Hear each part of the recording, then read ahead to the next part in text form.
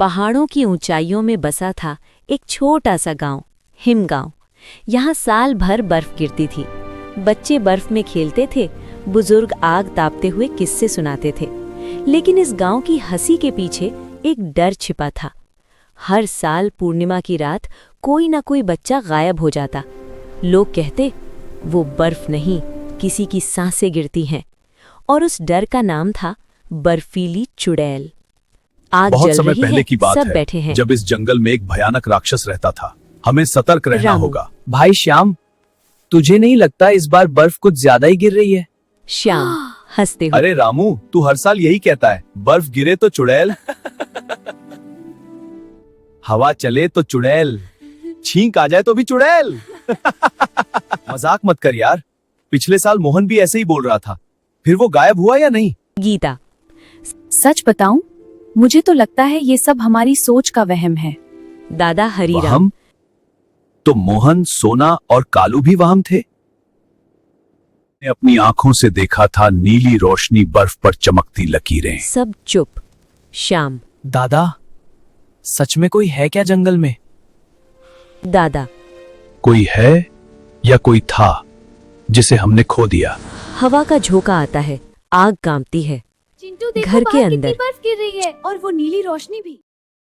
चिंटू। दीदी, अगर चुड़ैल आई ना तो मैं उससे बोलूंगा, पहले गरम चाय पी लो फिर डराना। नैना। तू तो चुड़ैल को भी दोस्त बना लेगा।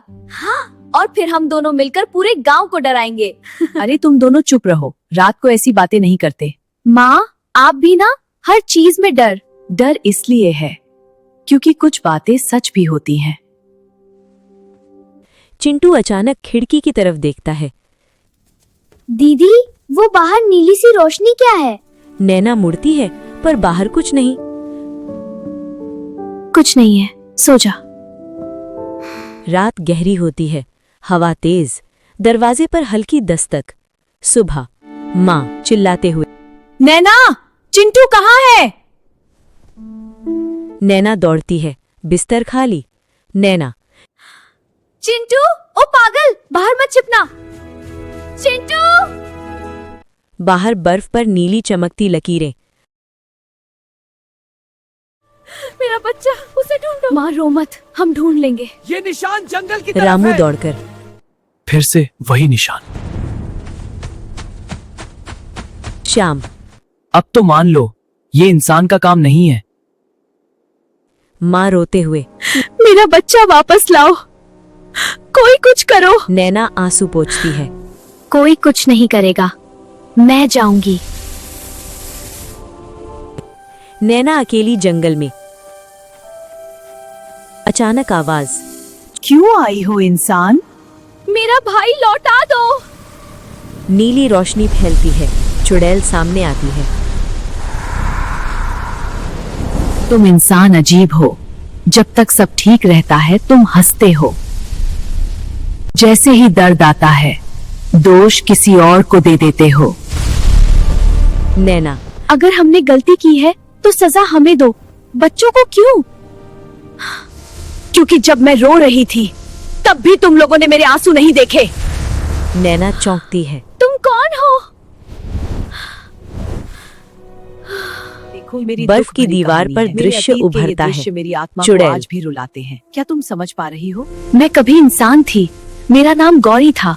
मैं जड़ी बूटियों से इलाज करती थी और तुम्हारे दादा की जान मैंने बचाई थी।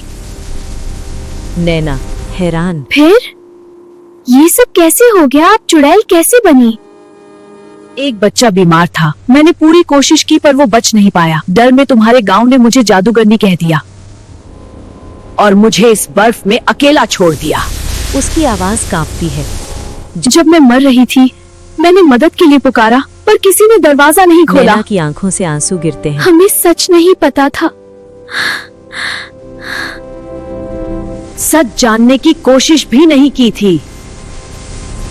नैना पूछती है। पर चिंटू कहाँ है? चुड़ैल शांत हो जाती है। मैं बच्चों को नुकसान नहीं पहुंचाती, मैं उन्हें यहाँ लाती हूँ ताकि उन्हें वो डर दिखा सकूं जो तुमने मुझे दिया था। वाह अचानक चिंटू पीछे से निकलता है। दीदी, यहाँ तो बर्फ का महल है और ये आंटी मुझे कहानी सुना रही थी। नैना चौंकी क्या है। आंटी? ये तुम्हारी आंटी कैसे है? चुड़ैल हल्का मुस्कुराती है। अगर गांव वाले अपनी गलती मान लें और मेरे नाम का दीप जलाएं, तो मैं इस बर्फ को श्राप से आशीर्वाद बना दूंगी। नैना सिर झुकाती है। मैं सबको सच्चाई बताऊंगी। सूरज की किरणें पहली बार पूरे हिमगांव पर पड़ी थी। लोग खुश थे। बर्फ गिरना कम हो चुका था। सबको लगा श्राप खत्म हो गया। लेकिन कभी कभी कहानी वहीं खत्म नहीं होती जहां लोग समझते हैं। चौपाल पर फिर से लोग बैठे थे। रामू, देखा, मैंने कहा था सब ठीक हो जाएगा। श्याम, हाँ भाई, अब तो लगता है चुड़ैल भी हमारी दोस्त बन गई। गीता, कम से कम अब बच्चे तो सुरक्षित हैं। रामू, दादा, आप खुश नहीं लग रहे। दादा धीरे। खुश हूं पर कुछ अधूरा है। श्याम, क्या अधूरा? बर्फ रुक गई, बच्चे वापस आ गए, सब सही तो है। दादा। अगर श्राप खत्म हुआ तो रात को नीली रोशनी क्यों दिखी? गीता। आपने सच में देखी? दादा। मेरी आंखें बूढ़ी हो सकती हैं, झूठी नहीं। हवा का हल्का झोंका आता है। आग फिर से कांपती है। नैना घर में बैठी है। चिंटू खेल रहा है। दीदी, वो बर्फ वाली आंटी फिर आएंगी क्या? क्यों, डर लग रहा है? नहीं, वो अच्छी थी। उन्होंने मुझे कहानी सुनाई नैना थी। चौंक कर। कौन सी कहानी? उन्होंने कहा था कि बर्फ का असली राज अभी खत्म नहीं हुआ। नैना का दिल धड़कने लगता है। और क्या कहा? उन्होंने कहा था जब लोग सच जानने से फिर डरेंगे, मैं वापस आऊंगी। नैना चुप हो जाती है। अगली सुबह गांव का कुआं जम चुका है। पानी पूरी तरह बर्फ बन गया। रामू। ये क्या मुसीबत है अब? ये कुआं अचानक से कैसे जम गया? गीता। इतनी ठंड तो नहीं है कि पानी जम जाए। श्याम। ये फिर से कोई संकेत तो नहीं? नैना आगे आती है। शायद हमने माफी तो मांगी पर सच को पूरी तरह स्वीकार नहीं किया। रामू। अब इसका क्या मतलब हुआ? हम सबने तो उससे दीप जलाकर माफी भी मांगी थी। हमने दीप जलाए, पर क्या हमने अपनी सोच बदली? सब एक दूसरे को देखने लगते हैं। दादा हरिराम खड़े होते हैं। दादा। मैं एक बात आज सबके सामने कहना चाहता हूँ। गौरी को गांव से निकालने का फैसला मैंने लिया सब था। हैरान। दादा, आपने? हाँ, मैं उस समय इस गांव का मुखिया था। मुझे डर था कि अगर लोग बीमार पड़ते रहे तो मेरा पद चला जाएगा। मैंने भीड़ को उकसाया। तो असली गलती डर नहीं, लालच था। दादा की आंखों से आंसू गिरते हैं। और जब तक ये सच सबके सामने नहीं आएगा, श्राप पूरी तरह नहीं टूटेगा। रात। फिर नीली रोशनी फैलती है। चुड़ैल सामने आती है, पर इस बार उसका चेहरा शांत है। आज सच बोला गया है। दादा घुटनों पर गिरते हुए। गौरी, मैंने तुम्हें नहीं समझा। मैं अपने डर में अंधा हो गया था। डर इंसान को गलत बनाता है, पर सच उसे फिर इंसान बना देता है। नैना। तो क्या अब सब ठीक हो जाएगा?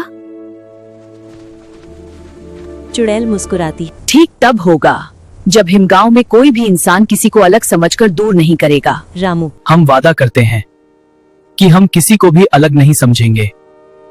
गीता। से कोई भी अकेला नहीं रहेगा, क्योंकि हम सब मिलकर एक साथ खुशी से रहेंगे। चुड़ैल धीरे धीरे इंसानी रूप में बदलने लगती है, पर इस बार वो बर्फ में नहीं घुलती। वो कहती है, मैं कहीं नहीं जा रही। मैं इस गांव की रक्षक बनकर रहूंगी। जब भी अन्याय होगा, बर्फ तुम्हें याद दिलाएगी। अचानक बर्फ के भाए आसमान से गिरते हैं, पर वो ठंडे नहीं, हल्के और चमकदार हैं। सुबह। कुआं पिघल चुका है। पानी साफ बह रहा है। नैना आसमान की ओर देखती है। कभी कभी चुड़ैल दुश्मन नहीं होती, वो हमारे किए की परछाई होती है। और जब इंसान अपनी गलती मान ले तो श्राप भी आशीर्वाद बन जाता है। हिमगांव में अब भी बर्फ गिरती है, पर डर नहीं गिरता।